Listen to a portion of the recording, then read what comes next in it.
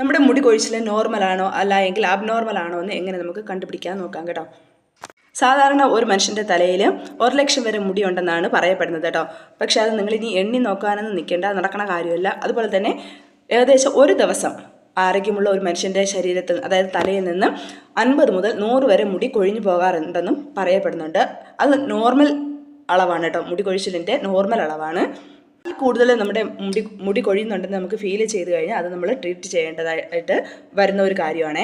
അതുപോലെ തന്നെ ഒരു ദിവസം നമ്മുടെ മുടി നീളം വയ്ക്കുന്നത് 0.3 മില്ലിമീറ്റർ മാത്രമാണ് കേട്ടോ. നമ്മളിനി എന്ത് ചെയ്താലും അതിൽ കൂടുതൽ മുടി നീളം വയ്ക്കാൻ വേണ്ടിയിട്ട് പോകുന്നില്ല. അതായത് നമ്മൾ എന്ത് ബാക്കോ ഹെയറിൽ ഇനി എന്ത് ചെയ്താലും ഈ 3 മില്ലിമീറ്ററിൽ കൂടുതൽ നമ്മുടെ മുടി വളരാൻ വേണ്ടിയിട്ട് പോകുന്നില്ല.